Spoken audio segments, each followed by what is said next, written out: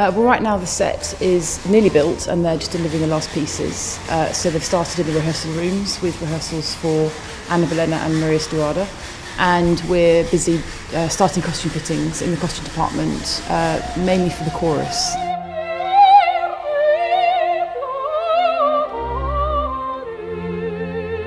I think the space is used very, very well and it will feel cohesive. All three operas feel cohesive. And the challenge has been for that to happen. For me, it was mixing this idea of women as very, very strong, beautiful objects and also as kind of victims and sort of pawns in a game. And so the space, I think, is both intensely masculine and at times sort of very fragile and like quite that. So we've kind of gone for a modern approach with sort of Tudor detailing and kind of create our own world, really.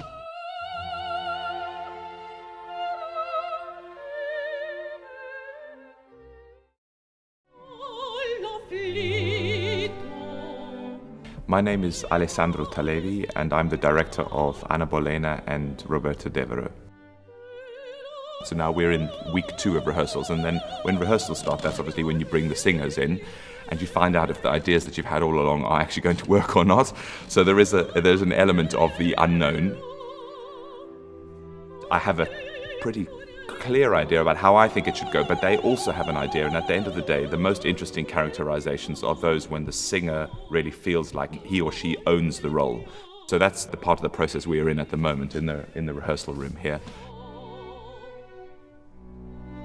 What I'm aiming for is something which is not stand and deliver, because what happens with bel canto very often, because the singing is such an important aspect of it, is that everything revolves around the singers being able to sing these extremely difficult lines. But what I'm trying to do, without fighting against it, is add the dimension of a very real and living and moving sort of drama, physical drama. So I think that's something that hopefully will be picked up on in the performances.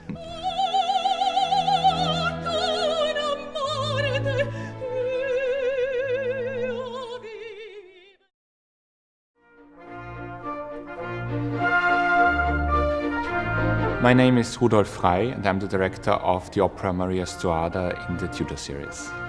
The direction we're taking, in our production, the whole series, we are referencing historic Tudor elements, but we are in a quite abstract setting. And in order to create this atmosphere, what we did, we created 2 habitats for each one of the queens on stage. And they're a bit like cages with animals. They're not supposed to be let out at the same time, but of course, that's what happens in the piece. What Donizetti created is this kind of spirit about this time, about these men and women, how they behaved and about their relations. And I think that will be the exciting thing to see in this and the other 2 productions, to kind of have an insight through Donizetti's eyes.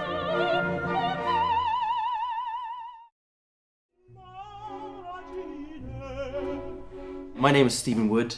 I'm the repetiteur for Maria Stuarda.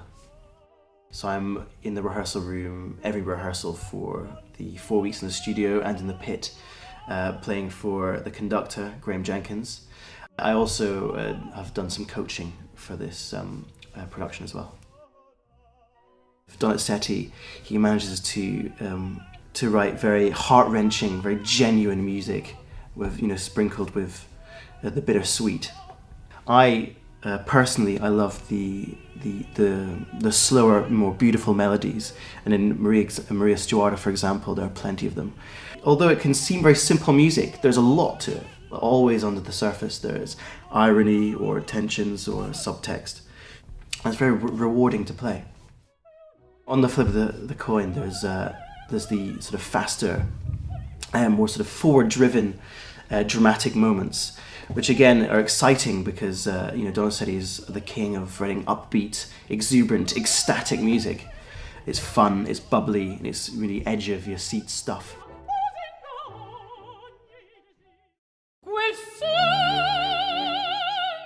My name is Daniele Gustioni and I'm the conductor of Anna Bolena and Roberto Devereux, the first and the third operas in this Tudor trilogy.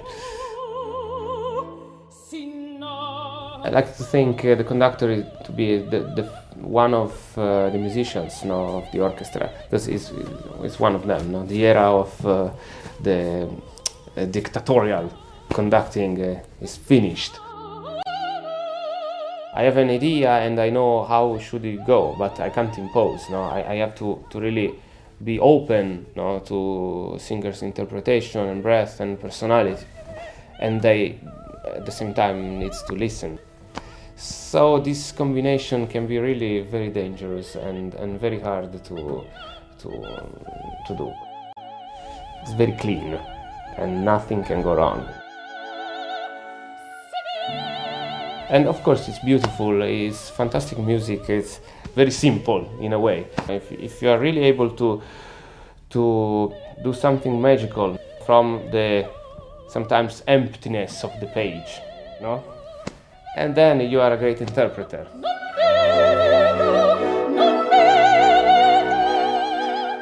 So expect to come and to be open, to be seduced by this superficial simplicity.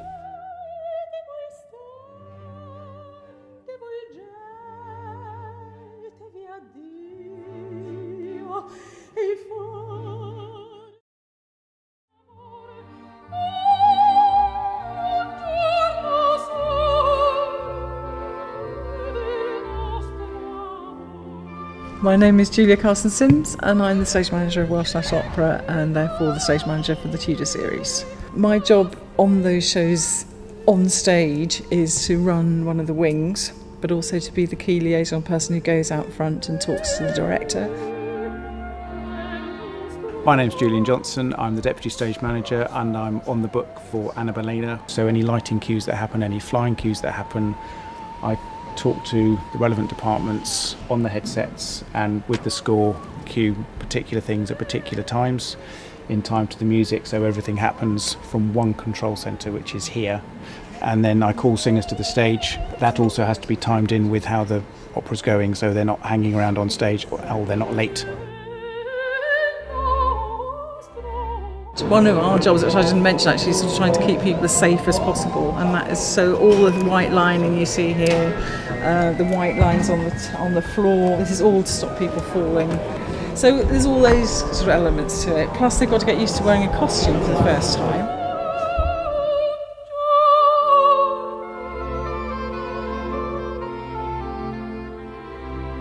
So yesterday we did 2 orchestra rehearsals in the afternoon and 1 in the evening, and then today we'll finish off any bits that the conductor feels that he needs to work on, and then tomorrow we have a dress rehearsal.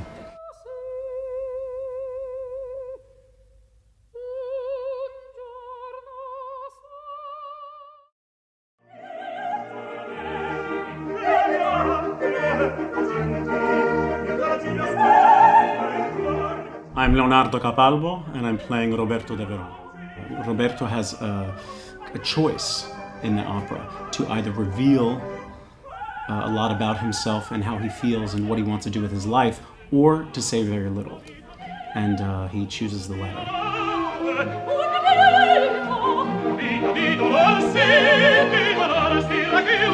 I think the audience is in store for a really fantastic piece of theater. This is not just beautiful bel canto music, it's really a psychodrama.